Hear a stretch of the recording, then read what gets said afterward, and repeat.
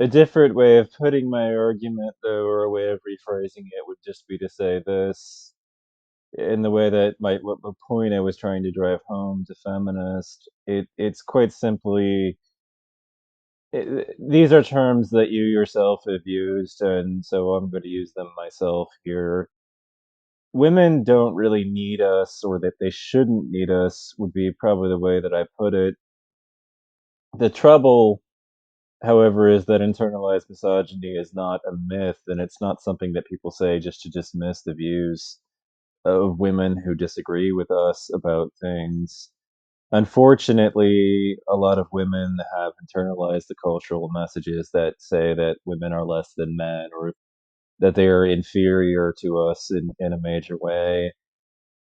N- These women will either process that emotion in one of two ways. They will either not vote at all because they think that they are inferior, or because they think women are inferior, they will vote their values at the ballot box.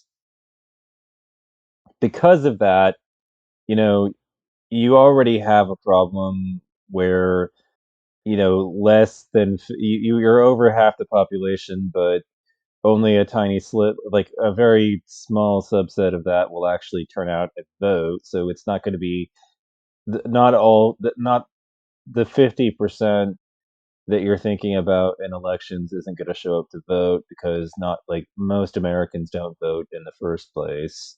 So you've already got a problem in that regard, and that turnout in our elections tends to be low. But you've also got the fact that if somebody really, really feels that this is right, they might even just show up to vote away the rights that exist for women, which, you know, means that in order to actually get to over half the population or half the vote at the ballot box, I would put it, you need men to actually show up and vote in favor of women's rights. There's no way around it, and we can argue until the cows come home ultimately about what the world should look like, and that I will admit that it's absolutely antithetical to what feminism is about to suggest that men are necessary, but at the end of the day, we have to contend with reality on its own terms, and sadly, a lot of women, hate their own, or have been trained to, with socialization, to have internalized a script of internalized misogyny. This is very sad that it's a reality, but so much has already been taken from you, and women's rights are on the ballot every year nowadays. 2016, if it hadn't been made clear enough, was ultimately about how the election would impact women. It may have at the surface level been about Donald Trump versus Hillary Clinton, but underneath it all, it was about what Supreme Court justices those two parties would nominate, and the Supreme Court battle that took place between both parties. Congratulations, except sarcastically, a pox upon you. On the other side of that, who voted for Donald Trump, and everything, and this whole thing. I'm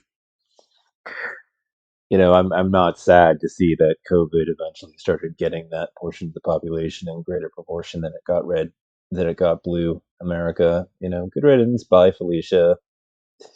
Is all I feel about Republican voters. Yeah, I'm fully committed to that position too. Bye bye.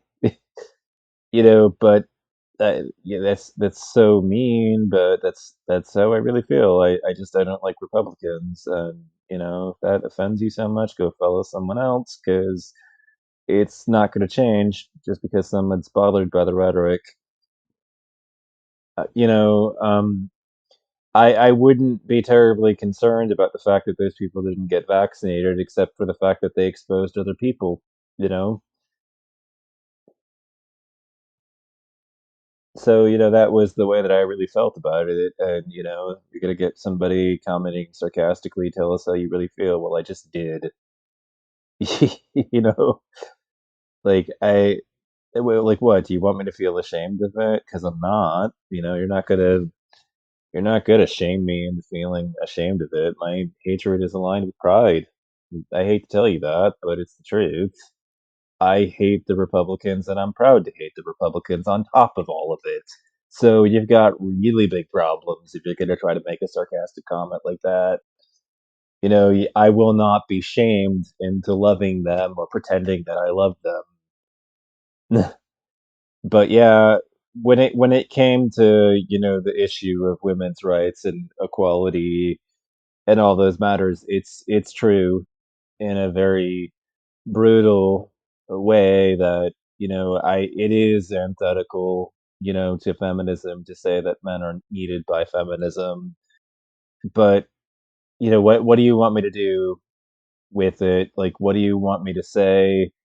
Like, it's sad that we're needed, okay? We shouldn't be necessary to the movement, but, at the end of the day, an activist who wants to see a better world has to contend with reality on its own terms, and we find ourselves in a broken world, that very much so favors men and my sex, and it's been a man's world for a long time, and the truth about things, they talk about it being a gynocracy, but it's like, a gynocracy wouldn't look anything like the world that we live in. It just wouldn't. Men's work would not be valued to anywhere near the extent that it ultimately is. So I think that it's very sad that we are needed. I think it's very against the spirit and message of feminism.